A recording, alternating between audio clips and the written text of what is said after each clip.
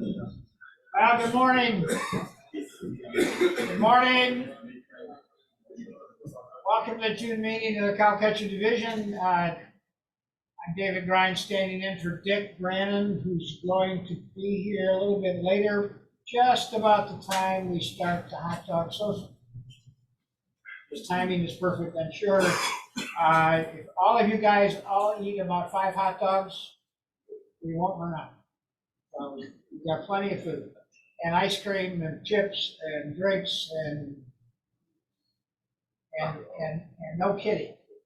And speaking of feeding the jar back there, the donuts and coffee, please remember to chip in. Any first-time visitors here today? Yes, sir. And who are you? John Norvell. John Norvell. Welcome, John. And John, where do you live? I live in Euless. Euless. Are you an NMRA member?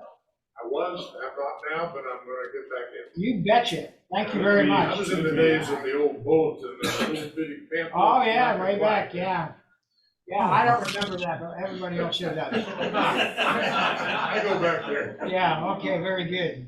Well, welcome, and welcome to, yes, sir. And who are you? My wonderful wife, Diane. Hey, Diane, welcome. For 47 years. Diane, we feel really sorry for you. Back has really been screwed up. Anybody, any other visitors? New NMRA members? All right, well, very good. Welcome to everybody, of course. I can make an announcement. We're going to kick off something new beginning this meeting. Right after the meeting, we are going to, a number of members have graciously opened their layouts for viewing by us after our meeting. At the end of the meeting, we'll announce who this month's visitor is, and give you directions and address to the home. But if you have a home layout and you want to participate in this, let us know and we'll get you on the list. I think right now we've got the next 4 months filled in. So right now it's a secret. I want to thank the Texas Western Mountain Railroad Club. Mr. Crumpton, please stand up and have a speech. Yes, sir. Thank you. First of all, thanks everybody for those of you that are here for the first time, this is our Model Railroad Club, and we're glad you're here. I want to thank the division for putting on this big hot dog wing ding today. We're glad you could come. There's a lot of food, so don't go home hungry. And if you have somebody at home that couldn't come, take them a hot dog. Take them a hot dog, or two. You'll probably get out of the doghouse if you take food home. If you have been in the doghouse. Okay, so the other thing I wanted to announce to you, on the 24th of June, which is not next weekend, but the following weekend, everybody's probably seen the announcements of the Railroad Prototype Modelers Convention get-together over at the Forest Hill Community Center over on Wichita. Okay, yearly event. What we've decided to do was have our summer open house here in the club on the same day. The reason why we did that was we figured there's a lot of people come from out of town to that event that may want to see our club, how we've progressed, what we've gotten done. And we have a lot of real cool items that we want to sell. That's kind of some of the cream of the crop of the things that we usually sell in Plano. There won't be any Tyco stuff out. Those guys are looking for better stuff. So we have some better stuff that we're going to set out for those that want to buy anything. But the main thing is to have an open house for people to walk around and see the progress from a year ago, when we've made a lot of progress. So that's on the 24th of June, Railroad Prototype Modelers Convention. And then our open house starts at 11. Theirs starts at 10. So you can go there, visit over there, pop over here at 11, spend whatever time you want. And we'd be glad to see anybody that stops by to visit. Tell your friends, tell your family, anybody that likes railroading, tell them to stop by. We're going to have probably 4 or 5 different trains running, with some of our members running trains, so they'll be able to see a lot of trains running. So please come. And again, thanks to Division One for putting on this hot dog cookout. David, Thank you, it's all sir. yours. All right. I am really the treasurer for the Division One, so here is the treasurer report. We had a beginning balance, April 30th of $3,705. We had receipts of $59, expenditures of $170, and ending balance May 31st of $3,594. Anybody want to argue with me? Meet me in the parking lot. All right, so in the future, February 15th to the 18th, who knows what's going on? I didn't know this. That's the date of the next LSR convention put on by the Houston Division. It'll be in Pasadena, Texas, which is a suburb of Houston. I didn't know where that was. That's where it is, southeast of Houston. So February 15th through the 18th, 2024, might want to put that on your calendar. And speaking of conventions, the Anna Maria National Convention, if anybody did not know, it's going to be here. Okay. Why don't I have the dates? The dates there? I don't have the date. I didn't write down the dates. I want to tell you on sometime in August. Okay. Okay, August 20th and 26th. July, not August. What did I say? August. It's August. That's August. Man, don't confuse me. I'm not going to be here in July. Okay, August 20th to the 26th at the Gaylord Texan Resort is the Anna Maria National Convention. We have, I was trying to get an accurate number, but I'm pretty sure we're close to 800 signed up so far. I think this is one of those things where people kind of a lot of people wait till the last minute to sign up, but don't wait till the last minute because right now there's a discounted price. That price goes up August 1st. Anybody know? I'm not sure what, but if you do it today, you get the reduced price. Also, the first 1,000 people get this car for free. So, and it's donated by Scale Trains. So, first 1,000 registrants get the car. So, don't wait. Get signed up if you're not. Oh, here it is. Early bird registration ends June 30th. So that's 15 days, right? 20 days, whatever. Okay. Ken Kaiser, what do you got? As you know, we need bus captains to run tours. We still need one bus captain for the Saginaw tour. We now need two for that instead of one. And most of the general purpose tours need bus captains. So if you sign up and get in touch with Davis Compton, raise your hand. Let him know if you'd like to be a bus captain. If you sign up and bus captain, you'll get your money back at the end of the convention. So it becomes a freebie.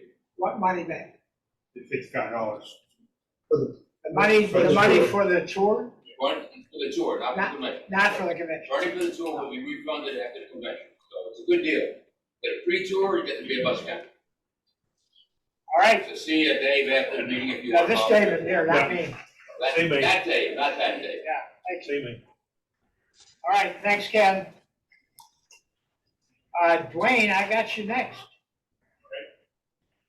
What do we have you down for? Well, first we have you down for awards and AP. Nothing new as far as awards go. No, we didn't get any paperwork from anybody. I'm gonna make my usual speech. Put pen to paper. Most of you guys have got enough work to lay claim to something. So if you need some help getting something judged, if you can bring it in here, we can do it here. If you can't bring it here, like scenery or something like that, then let us know. We'll make arrangements. We'll come by to the house. We'll take a look at it. Won't we? Sure will. That's right. So we will get things squared away. Have a wonderful time in the process. Exactly. Yeah, good time is had by all. This month, as we've been talking each month about different aspects of the AP, I wanted to touch on scenery. This one, we've not done a survey in D1 in a long time. We probably ought to do that. Every year over in D3, we do a survey and we ask modelers, what kind of clinics would you like to see? What are you working on? What are the things that are giving you fits? And every year, the number one with a bullet is scenery. And that always confuses me because it's the absolute easiest thing you're ever going to do in this hobby. Just super, super simple. You need in HO, and most of us are in HO, it's 32 square feet. If you're an N, it's a little bit less. If you're an S or an O, it's a little bit more. And it doesn't have to be contiguous. And that's another one that people have a problem with. If you're a member of the club here and you can go, all right, I did from this spot to this spot, it's 6 feet long and it's 2 feet deep. All right, congratulations. There's the first part of it. Then the other could be at home. It could be on a module that you're doing with another club, whatever, just as long as it totals out to being, if you're an HO, 32 square feet. Scenery is super simple to apply. It's very easy to do, but I know a lot of people get very, very hung up on it. But to give you an idea how easy it is, and I would have brought it if I could have found it, and we still actually have this. My daughter, when she was in elementary school, came home with a school project. She says, Dad, we're studying ecosystems. I'm like, okay. She said, we have to build a model of one. And I went, okay. Would this work? She said, yep. I said, all right, let's have some fun. The project had to be something that would fit in a shoebox. I said, does it have to stay in the shoebox or can it come up out of the shoebox? It just has to fit within it. It can come out. Perfect. So we grabbed some spare insulation foam and I handed her the hot wire cutter and showed her how to cut the foam. Told her, I said, now don't touch the wire when you got the trigger pulled because you will get burned. But walk her through how to cut the mountainside out. So she cut her a mountainside to show her how to carve a rock to stick out as an abutment. And then I brought out this guy here that we're going to talk about here in a minute. And I showed her how to make bottle brush pine trees. And she made 12 or 15 trees for it. Took her out in the yard and we gathered some sticks and some small rocks and showed her how to sift dirt down and how to make trees and all that. And she got the whole thing. I'm taking pictures of her the whole time we're doing it because I was afraid her teacher wouldn't believe she did it all. And she took it in and wowed everybody. She got an A. I put it in a box and I took it to the next D3 meeting and set it down on the table up here for show and tell. And was talking with everybody and I said, one of the guys actually started to take the lid off the box, went, and when we got done, I said, I want to tell you just how easy this is.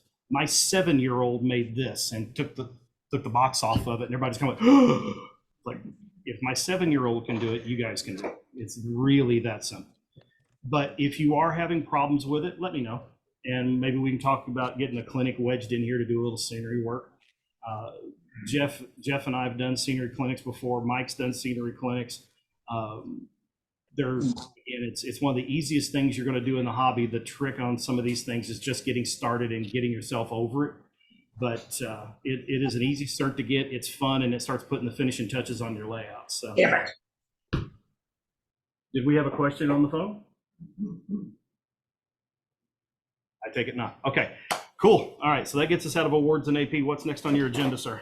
Whatever you brought. Whatever I brought. Okay, show and tell time.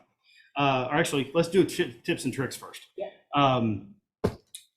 Dick asked me if I would bring a little tip and trick, and I grabbed this last night because this is something that's becoming very popular on the internet.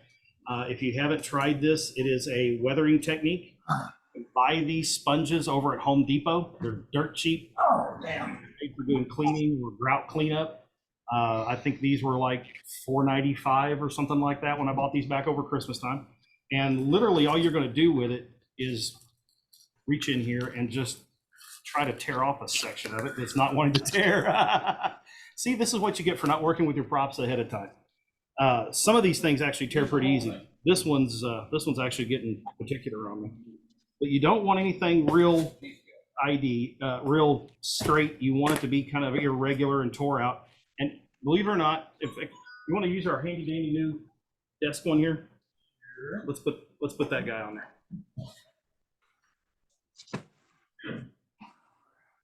You just want a little tuft. Okay. Now I grab these with my negative tweezers that you've heard me preach about before, and I'll grab it so where that irregular edge is out. You're going to dip this in the paint and then scrub most of it off like you do. And what you're basically doing is dry brushing, but you're doing it with this guy here. And what you're going to end up doing with him is you're going to take your model and come in here and just very lightly pop these on here. It gives you some very irregular weathering, very irregular shapes. This is really, really nice. I like doing this a lot with brick buildings, especially. Really adds some nice slight color variations without really getting in there and getting really stupid with it. But these little, you can use almost any open cell foam sponge. Stuff that comes in packing, shipping, packing stuff works real well. And all you need is, like I say, little bitty pieces of it. These 2 sponges will last probably everybody in this room for the rest of our lives. So you don't need a lot of them, and they're dirt cheap. I've used sponges that came, like I say, in wrapping, packing, shipping materials, things like that. Just something that you can rip out, get an irregular edge with, and then use it as a dry brush. Do it on everything. Cars, trees, for bark, brick buildings, regular wooden buildings. So we got a show and tell piece up here, and Cole used that on this little blacksmith car. If you ever watch any of the Jacob Jensen videos. Oh yeah, Jason Jensen uses this all the time. Yeah, he does. He paints Yep. on all his plastic models. Yep. And they look great. Jason's use of color is really spot on. I really like watching his videos for that. Who's it? Jason Jensen. He's up in Colorado somewhere. YouTube? Yeah. Yep. Yeah, his, like I say, his use of color is really nice. Jason Jensen. Yeah, if you go look him up. Jason Jensen. Sir. Did you leave your front wide open? Really? Trump? Yeah. On a little blue Passat? Oh, someone's got a red. No. It's probably mine. Oh, I'm trying to pick on Bill Wentz. And no, Dodge ain't running right now. So, but yeah, it's a really neat little deal. And the nice part is it very, very random. So it's a great opportunity to get some neat effects, and that you really can't get any other way. Anybody else? Tip or a trick? That's it? I guess that's it. You have anything to show and tell? Sure. Have at it. All right. Well, in that case, I get to keep the podium. Yep. I have a group of friends of mine and I, 2 different nights during the weeks, we get together on Zoom. We've been doing this since the lockdown as a way to try to stay sane. And our Tuesday night call, we sit around and talk trains and whatever else comes to mind. Our Wednesday night call is a very small group of us, Cole and myself and 4 other guys. And the rule in that call is you have to be building something. You got to be working on plans. You got to be doing some research. You got to be physically building on something or whatever. And the whole idea was just try to get the 6 of us back to our benches and get us working on something. And in my own case, I hadn't been building anything at that point in about 1.5 years, just dealing with Dad's passing and everything else. I just had gotten away from the bench. One of the things we decided to do earlier this year was something that Jason Jensen actually started with Foss scale models. Doug, what's his first name? Yeah. What's his first name? Doug. Doug Foscali and Jason did a deal where Jason started a building and he mailed it east. Foss worked on it, sends it back. Jason works on it, sends it back. And they back and forth this thing 2 or 3 times and put it all on YouTube. And then they auctioned the thing off and it went to some charity. And I thought that was kind of a neat idea. So we got to talking about it and we all decided we're going to do this build and ship thing. And we put ourselves in an order and everybody started a model for the guy behind them in the list. And it's going to go to each of the guys. And then when it comes back around to you, you get to keep it for your railroad. So what I have up here for show and tell is one that I actually started for Cole's project. And I like the little building so much, I built one for me. This started off as the woodworking shop out of Pat Harriman's book of model plans and stuff, his second book. And it's going to be, for Cole, it'll be the East Texas Sash and Door Company. It will be a sash and door company for my layout as well. In fact, you want to go back to the desktop one, I've got it underneath there if you want.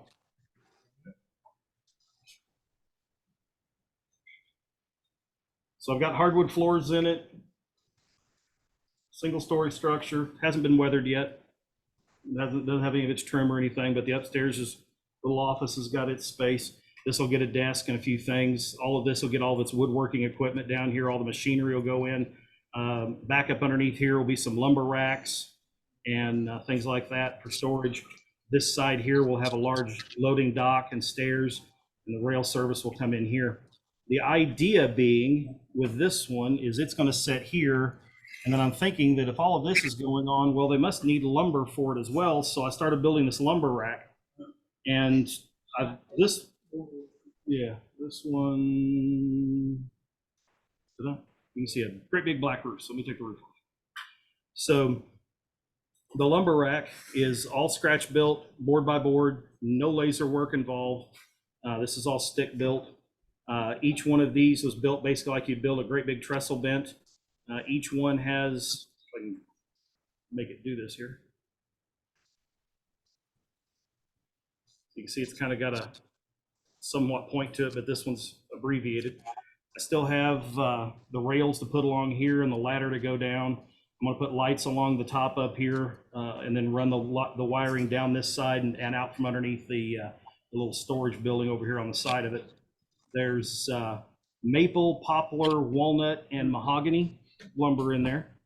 All of it's actually just strip wood that I've stained accordingly. The poplar was fun because I did that with a couple of different colors of stains. The yellow is from Hunter Line and from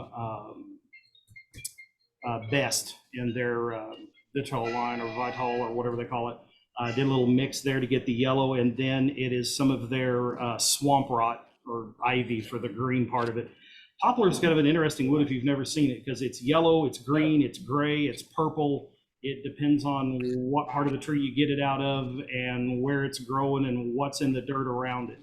But it's really popular in building materials for things that are going to get painted. And this includes furniture. If you were to go home right now and flip your couch upside down, chances are better than not all the wood underneath all of that is probably poplar.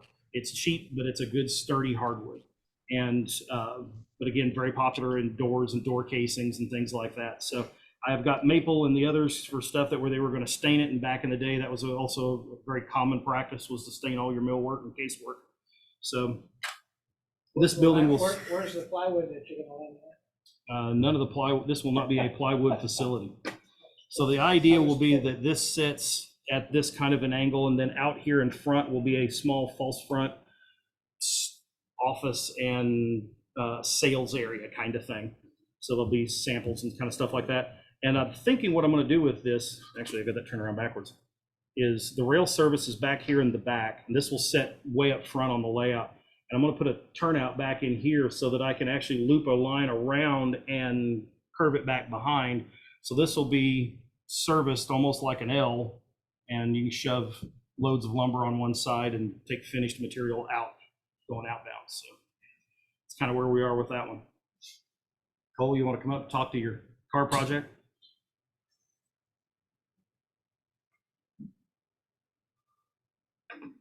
Thanks, by the way. Thank you.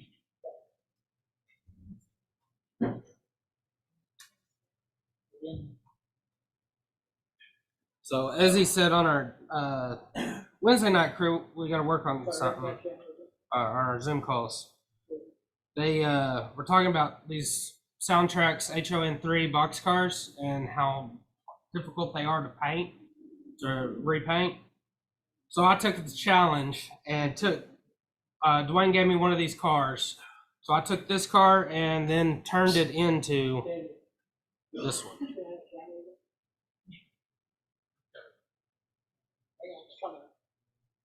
There you go. So Lay it down to it. what was a purple car became a blacksmith car in order to just face the challenge. So I took and cut the box car off, took all the doors, all the railings, everything off, the complete underside. Instead of stripping it traditionally with like brake cleaner or some other stripping chemical, I ended up sanding and then going back and carving in the grains for the slats on the boxcar. Just because the paint and the decals that are on that purple car are really thick. So for me, it just seemed to go faster that way than if I was gonna stop and strip it and soak it and take days. I sanded it down and had it all recarved in 2 or 3 hours. Then I painted it to make it look like wood, and then used that sponge method to put the like seafoam green color on, and then went through and weathered it and rusted out the roof, and painted all the other components to look like wood. And I'm gonna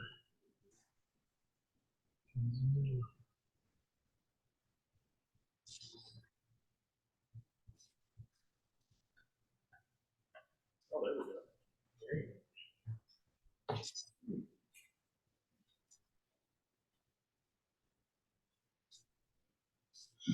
So, yeah, I basically just had fun with it in order to create something that very different. And now I'm gonna give it back to Dwayne. So, Very cool. Thank Does you. it still have the sound in it? no, they didn't have sound at all. Yeah. It just was a sponsored Just a logo. sponsored- Yeah, Soundtracks hit their 20th anniversary, and they were doing a run of HON3 boxcars at the time. So they did up a set in that two-tone purple as a anniversary kind of deal. They gave them out to most of to all their bigger vendors, or maybe all their vendors, and then had the rest of them out there for sale. But Narrowgauge guys are very particular about what they buy. And this is one of the reasons why, shoot, can't remember the name of the N-Scale company that was doing Narrowgauge there for a bit. It's one of the reasons why, what? Microtrains, yeah. It's one of the reasons why they really failed at the HON3 market is they made the same car and then stuck everybody's name on it. Because you can do that in standard gauge. I mean, a 40-foot boxcar, to some degree, is a 40-foot boxcar. They all bought them from the same company. So you paint them up whatever color you want, you put whoever's name on it. Narrow gauge stuff, not so much. And the guys are very picky about it, so they won't buy it if it's not DNRG or CNS or Florence Cripple Creek, or name your narrow gauge trailer. So they ended up with a bunch of those, and Dad and I talked with them about it and bought a few dozen of them. And with the idea we're going to strip them and repaint them and set them up for our own railroad. And I'm here to tell you, he's not wrong. Stripping those things is a nightmare. With a lot of very small, delicate parts, the door stops almost always fall off. So yeah, I think Cole might be on the right track of just take everything off of it you can and sand it. But I've got a few dozen of them, so I've got enough to try it and see if I can't get the knack for stripping them down.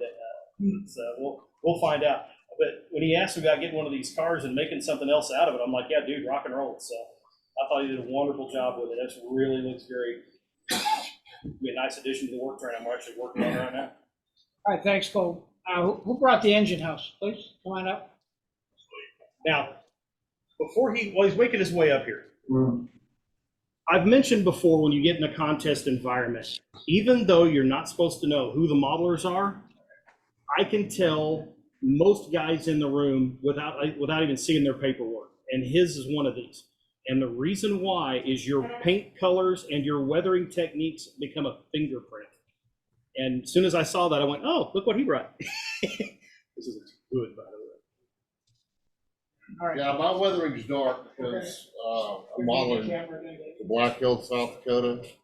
Things weather different up there than they do here.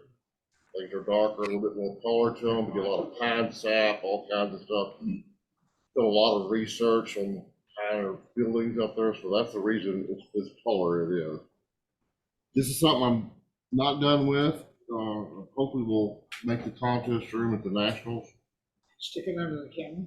It'll sit underneath there. It'll fit. Good shape. This is basically scratch built. It started off, I used 4 walls of a fine scale model kit, and that's it. I think my rough count on this is about 670 pieces of wood. The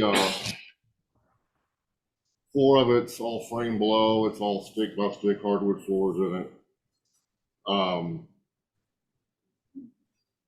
It's got the windows are handmade. Each window has like 14 pieces of wood.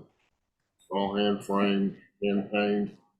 You'll notice the window panes are fairly large because the normal one would have 16 panes of glass in it, but you can't see inside. So I made the windows bigger so you can. The skylights, which will go here, here, here, here, are gonna be bigger panes too, so you can see down in it. And I framed this entire thing out. It's timber frame, not 2x4 back there. Most of the stuff is 4x4 and 6x6. It's all scale lumber. I was told one thing, like my track, they normally wouldn't have cross ties running underneath it, but I kept them in there. Keep the gauge. This will go on my layout eventually, or our layout eventually. But this is a contest piece. I'm trying to get ready for the national.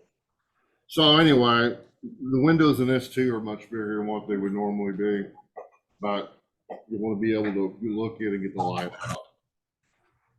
The roof was fun to frame. Put it all framed out. I got it all trussed, and it's got the first level of weathering. Kind of see on the underneath side of it there, where the smoke and stuff would be going out stack. It's just a preliminary staining. I got a long ways to go. I have not decided yet if I want to do corrugated metal roof or tar paper. Kind of twist. I'm leaning toward corrugated metal because I got a pretty good technique of doing rusting and whatnot. But it's something I got to get done. You can really see it, but you can see like in some of the, I've got a full set of tools, parts, trash cans, shelving. All the machine shop stuff is wired. Runs to junction boxes. I have an airline compressor with airlines running, air drops. I can see the hose reels, airlines running across. We got a welding machine here, tied into a junction box over there. All the powers come up, hose reel there, workbench. Tools kind of spread out across. I've got a few more details to go into it, but I got, it lights up. See the lighting on the inside. But the cool part about it is this. I found a guy in California who makes soundboards. So, we got a guy welding.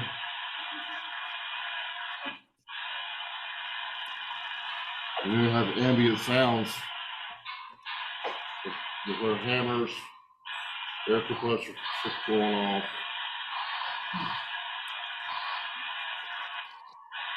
And they're cheap. The boards are $30. It'll run on 9-volt or my track accessory power shed, full power pack to power up the whole layout. They got volume control. I got them kind of loud because I'm kind of deaf, so I kind of want to hear them. The little locomotive I got in there is one I bought for $10. The Bachmann broken gear model. And I just kind of weathered it up a little bit. I'm thinking about, I've got the tender for this. I may put the tender in here, or I may do a 4-wheel service cart with some more tools. Still got a lot of detail left to do to it, but all the doors work. Got brass hinges on these. I found these at a scale model place where I got all the doors that work and open and close. I was going to automate them, but I'm not. My fingers are too big to make the actuators. Believe it or not, the wiring on this, there's about 10 foot of wire underneath this thing. All the lights and everything else that I use decoder wire, it's small enough. But right now I'm at about 200 hours of that. Hey, would you talk about the stains that you're using? I'm always looking for. Russell, I'm sorry. No. I'm always looking for a way to weather the colors that I'm looking forward to. A lot of tiny cedary looking browns and grays. And I found a product, my wife shop's at, it's called Jerry's Artorama or whatever it's called. And they've got alcohol inks in every color you can imagine. And they have a reducer you could put into it to adjust the tone. So I was able, what I do, like, this is I don't know if you can really see this in here or not. This is also a Durango pressed frame that's in there as well. I'll put a base color that's Indian ink, alcohol ink on it, and I'll let it dry, which it takes a few hours for it to dry. Then I'll take an emery board, sandcloth, and I'll kind of knock it off, then I'll go with another color. So I'm getting 5 or 6 different colors in the wood. It gives it depth, gives it grain, and gives it a lot more color. But it takes time for it to dry. When I do all my stock wood, I'll save it 3 or 4 days before I ever plan on assembling it because I want it completely dry.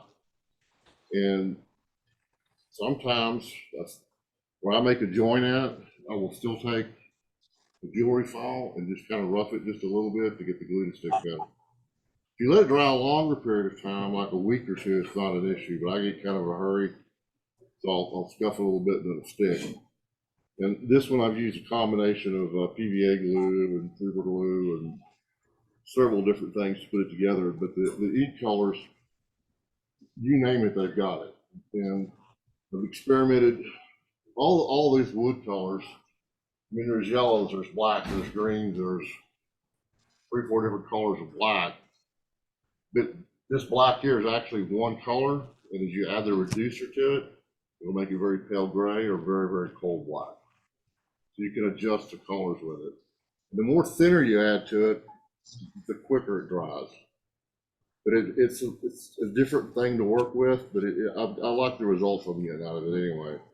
But it just takes time, and I've only been doing this 3 years, so I'm learning more as I go along. That depth is everything, and you can't just put one coat on something and expect to be done with it. In wood, I was gonna bring my lumber mill up here too, not my lumber mill, my sawmill up, so I've got it sound too, sound and lights and does all kinds of cool stuff. The siding on that alone has like 9 coats of clear wood, but just to get the grays and the browns and it's just time consuming. And then I'll come back when I get it kind of where I want, then I'll kind of hit the edges with sandpaper as to give it that worn look or where something's been bumped into or run into. But we're getting there. I hope I'm done with it by the convention. I should be. I'm just gonna make a decision on the roof. But one question I was gonna ask Dwayne. Dwayne got a question here? Yep. What is the best way to display this roof to the shop? When I do these, typically I will make a little stand, just 2 little legs, stand it up, build you an angle that matches this one so that when you set the roof down, it sets up here, and then maybe even put a mirror between it. So that it sets up here and you can look underneath it and see all the details so that people don't want to walk up and pick it up and go, oh, look at all of that, and then break it. Yeah. Yeah, that's typically how I like to do it. So just make some legs and maybe put a mirror. The sawmill, I was able to put a groove in the foam and kind of lean it up to the back. Yeah. Where you can see the roof's just like this. It's all framed out. Yeah. When I did the legs when I did the mine I took down to Beaumont a few years back, and that seems to be the best way to do it. You can buy a little mirror over at Hobby Lobby for $5 or $6.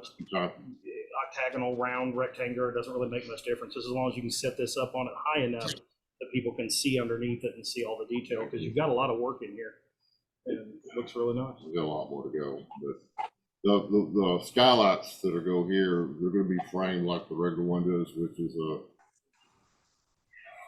330 seconds by 330 seconds square material, and I struggled on how to frame out windows. And what I ended up doing is I'll just take a piece of acetate, mark everything out the way I want it to be, and I'll actually glue it on top of acetate. Now I won't reuse that acetate because I have glue on it, but it's to keep my frame pretty square. It's so fragile. I mean, it's very, to do one window is a good 6 hours. You start scratch building a window like that, putting the mullions in becomes very challenging, especially when you start talking like 6/6 windows and things like that, where your panes are pretty small. Something you might consider instead of acetate is wax paper, and then you can actually print out a drawing of your window and then lay the wax paper over, because the glue won't stick to the wax paper, but it will stick to the acetate. So That'll help you, because those are so fragile, when you start trying to get the acetate back off of it, they'll Yeah, I'm snap. taking a right. razor now. Oh, yeah. Yeah, I was gonna ask, I got off the acetate. Yeah, I've actually got glue on this window here. I gotta replace this window here. What kind of glue is it? It's super glue. Yeah, I was putting this, Durango press crane, which if you ever build a Durango press crane, you actually have to build the come along that goes on it. I mean, all the gears and everything. And the trick I found doing that one was that, wax, that museum wax. Mhm. I used museum wax to hold everything in place, Yep. then put the top on it and just, Oh, that makes a great third hand. It it really makes it does. glued everything together. One of the things I would suggest is two small things. I would not replace that glass, weather it in. Just dirty it up. One of the things that modelers tend to miss, and Jeff will back me up on this, we see it all the time when we're AP judging, we see it a lot in the contest room. You'll build a model like this that is absolutely filthy. It's old, it's lived in, it looks right. And it has the cleanest windows in it you've ever seen. Yeah.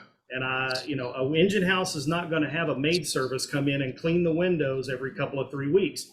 They're gonna be dusty, they're gonna be dirty, they're gonna be grimy. I would dirt them in, weather them in, and then right in the center of a couple of them where you can walk up to it, you might have a slightly clean spot in the center where somebody's walked up and went, "Who's that?" Oh, okay, kind of deals. Yeah, It my makes a great lumberyard, effect. I did that. I made just kind of a wash Mhm. of the paint. Yep. And then put it on there and let it dry. Then I came back with a Q-tip and kind of did a little swirly, because I said, I get the same thing. I got Yeah. glue in the corner. You're already doing it. Yeah. All right, Russ, thanks so much. This is Very good. the bottom of the truss, right? Do we have, we have There's any some other clear show and coat tell? in here, and then Yes, powder let's and go. graphite and stack While she's graphite walking on up, all there's a of these. Chevy S10 out here, Because maroon. they're The tail lights are on it. Right. Anytime you go back and do it, Come on. centers in the Y'all all know I'm not a model builder. I do scenery and I paint. And I'm considering entering this in the craft part of the convention. I haven't decided. Well, why not? Why not? So- That's really good. That's really good. I thought. You can't hold it. I haven't put the sealer on it yet. It's just now dry enough that I can take it anywhere. What's the medium? Nice. This is water mixable oil. So it's oil paints that you don't have to use the turpentines and things like that with. I used acrylics for a long time. The acrylics dry too fast that you can't blend them as well. These work just like regular oils. They just don't stink and give me a headache like regular oil stuff does. So, and what's the substrate? This is actually, they call them artist panels. So it's gessoed on the front and just a smooth panel. You can buy them in thin sections like this, or they'll be thick framed out ones, whatever. They're smoother. They're more what the classical artists use. They like the smoother surface than a canvas. And so it works out pretty well. Wow. That looks nice. Anybody think she Very should nice. not enter it? Yeah, I think it's fabulous. That's horrible, right? I'm painting half of that. Man, that couch at your house must be real comfortable.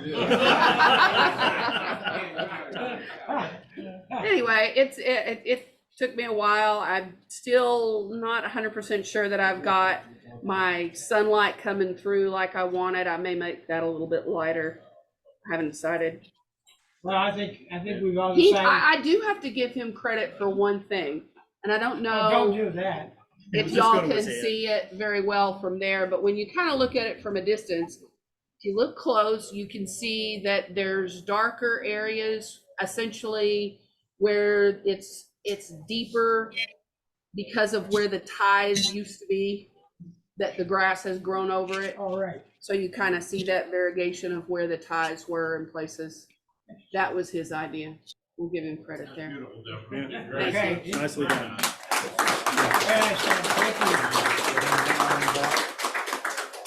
you. Is Tom Pearson here? Yeah, you're on my list. I don't know what it just says. we'll have something. Tom Pearson has something. I mean, up a quick, whatever, I'm sure I'm gonna run out before I get there, we'll put one on the screen. Keep going. A little, can I set this for a little, we look at the little cameras?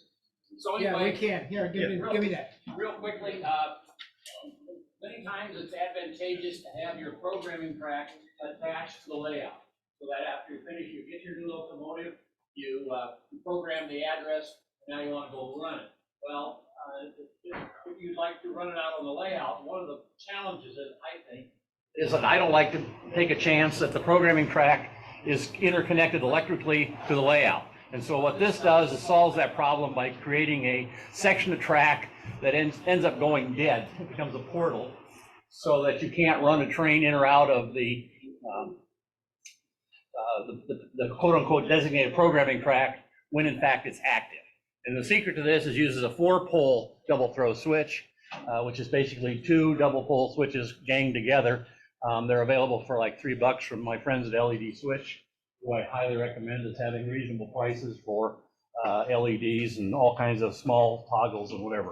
So anyway, the reason why it has some funny things over on the right side is this was actually originally designed for one that had the programming track in the middle of the main line, so it's got a portal on both sides, and I covered that up for now. But anyway, just something to make it a little bit more interesting. Yes, David. Does the programming track have to be dead end? No, it could be part of the layout. You just duplicate the dead thing on the other side of it. You just isolate it. So basically, you've got a little section of track, and when you flip it to program mode, you have these portals that have a portal on both sides. So you have that duplicated on the other end? Yeah. So you have 2 switches.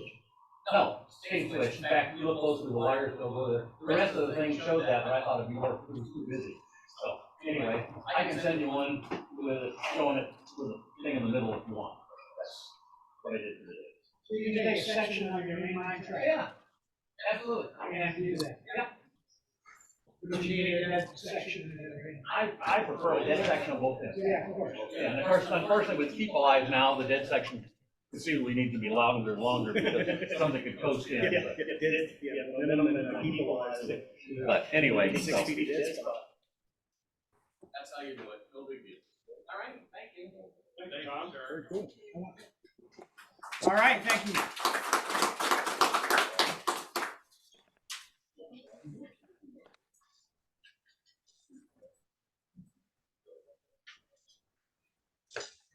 David, you want to give me your little camera again? You can turn the camera off.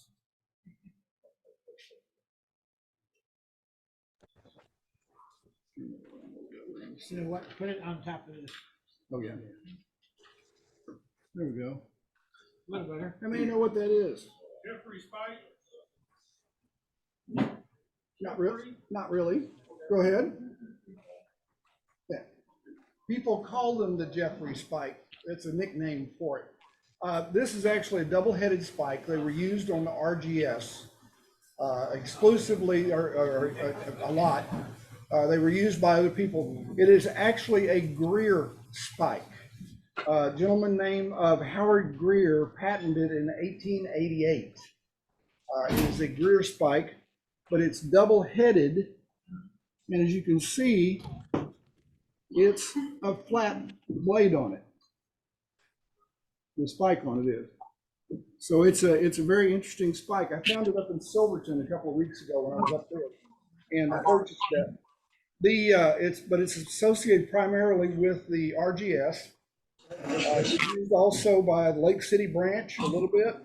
Colorado Midland had some, and they were found some around the Hagerman Tunnel as well. But it's really unusual spike. The gentleman at the train store in Silverton said that they were used on curves, that they were supposed to help solidify or help hold the tracks in place on curves. I was not able to verify that on any of my research that I did on it, but I did find it.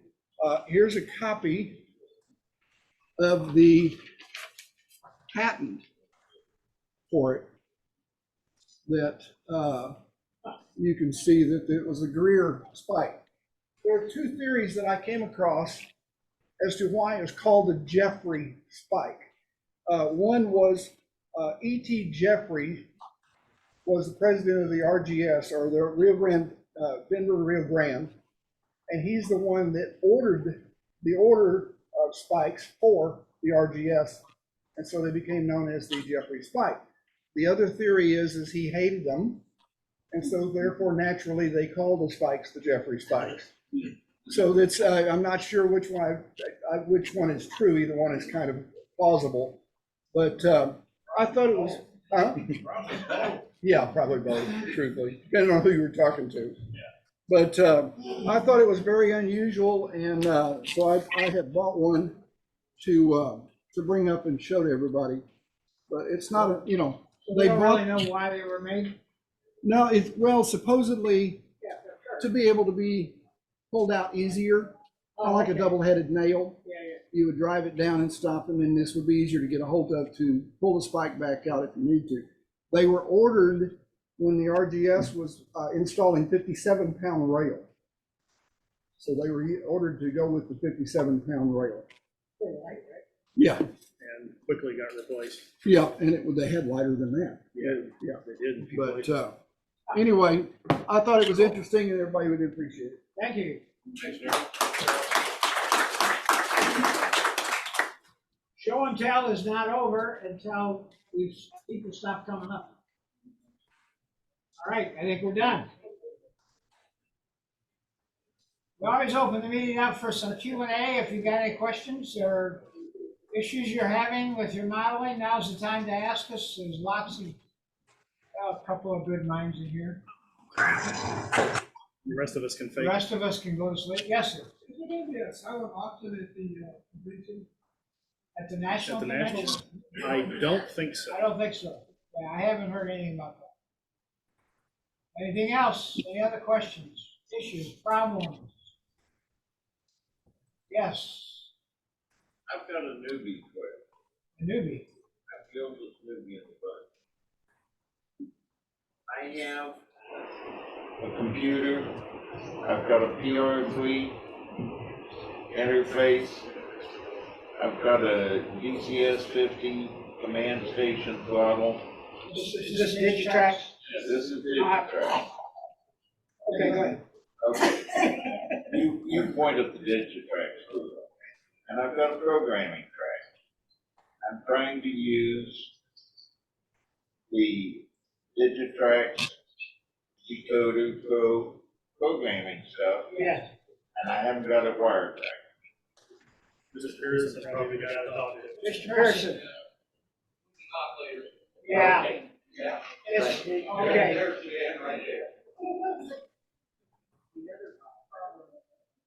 All right, anybody else? Well, I would answer it a little bit. Yep. There needs to be like a 1K resistor put in there if you're talking to Digitrax decoders, that sometimes it will not program them. And I've had that problem with Digitrax decoders with the Digitrax Zephyr trying to program it. I switched over to the NCE program and it's first time every time.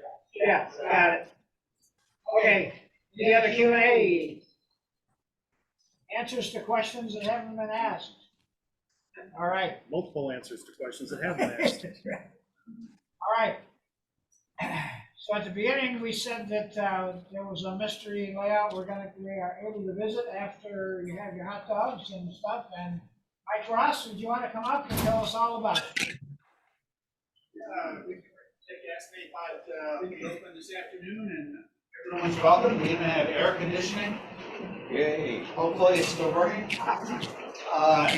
The event will be coming in with some address. Yes, he said he'd come in with some cards with the address on it. And if you've got GPS, you'll get there.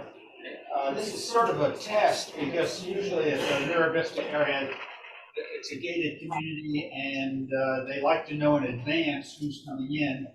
And I just put on the little app that NMRA members were coming in. So let's see what happens when all these cars come up. But I told you, again, I'm planning ahead for the national convention. Let's see what, trying to get them used to it, people coming in. Make sure your cell phone's on. That's right. Well, I told them to call me. It's right in the back of the development, so don't be surprised if it takes 3-4 minutes to get there. Longer. For longer, yeah. Stop at the stop signs. Park on my side of the street only. It's only, street's not that wide. And enter through the garage and come upstairs and enjoy. All right, Mike, thank you so much. 12:30 to 2, I'll be there. You'll be there by 1:30? 12:30, yes, sir, thank you. All right, I thank Mike for doing this. And Mike, according to my mapping, you're about 20 minutes to the west. Yes, sir, just about 20 minutes if you know the route. So basically, it's I-20 west, Get off at Brian Irvin Yeah. Road. You obviously get there, you want to be in sort of the, you don't want to be in the far right lanes because they go to Southwest Boulevard and the Chisholm Trail, but the thing is to get off on Brian Irvin, turn south. The entry to the development is opposite. The entry to Trinity Valley School. Trinity Valley School will be on the left, development will be on the right. Thank you very much. Trapper, how many people are here today? 44, one result. 3 on Zoom, that's 47. All right, okay, you all gotta eat 4 or 5 hot dogs, otherwise we'll have too many left over. Oh, yes, I'm sorry, go ahead. All right. So, talking to Dick earlier, and we were talking about a couple of different ideas for make and takes coming up. If you look over here on the bottom level, right as it goes around the corner there of the layout, there are some ramps there at the end of the tracks. I do laser cut versions that are basically identical to those, and we can cut those in your scale and do those as a make and take.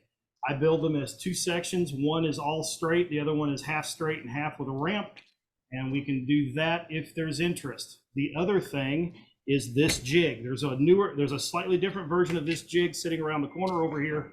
But the idea, as I talked with John McKenzie, who used to make and sell these things, when they first got started, you could buy the plans. And that's what I built this off of, was a set of the plans.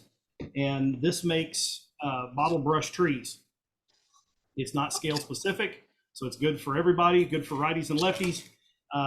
It is very simple to put together. If you guys would be interested in doing that, also let us know, because this is something we could do. I'll pre-cut all the parts and pieces, and we'll bring them in and we'll do some assembly on them and get them glued up while they're gluing up. I'll show you how to make trees, and we'll give you a parts list to bring some materials in and stuff like that. But these are really, really handy to have. You can make them really any length you want. Sir? That's the trees that make it both back here on the wall. Okay, cool. Yeah. Most of those came off in this. Yeah. The one they've got over there is a slightly different design. This was the original, then they added that, then they went to metal, and they've got the big one I've got at home. About how long are those? 5-6 foot long, something like that. But it's got this piece here on the bigger ones, and the newer ones, bless you, slides back and forth. So you can slide it right up here, wind up a tree, slide it back, fill some more material in, wind that up, spin it back, and it's actually powered with a drill as opposed to you hand cranking it. But these will be fairly cheap to do. Probably be $20 or less. A buy-in would be my guess, and a little bit of assembly time. And hopefully the idea will be is if everybody gets all the parts and pieces on the material list, you'll go home with your own jig and at least one tree that you've made. So will be the idea. So if there's interest, let us know. Either way, we can do one, the other, or both. So, but I talked to John about it, and they're getting out of the business of they've gotten out of the business of making jigs, period. And I asked him, I said, well, would you have any heartburn if I taught folks how to build the old hand crate? And he goes, oh, dear God, no, it's a great idea. So we've got the blessings of the McKenzie brothers to do this, and thanks to them for it. But I think this will be a fun little build, and everybody needs trees for their layout. So just let us know. Thank you very much. Yes. When David dismisses us, if you don't mind, move the chairs back away. We've got several tables back there we can bring out. I figured maybe 3 or 4 tables, run down the center, and then we can push chairs up against it. Oh, cool. Be careful hit the cameras. All right, thank you. All right, with that, our meeting's adjourned. I see Dick snuck in. I'm sure he's got the cards for Mike's layout, if you want to see them. Dick is here to get it. And Dick, I forgot. Right. Dick, I forgot your stuff. I'm sorry. I am. Okay. All right, thanks, folks. I'm not sure where we stand with hot dogs, but let's get the chairs and tables set up and we're good to go.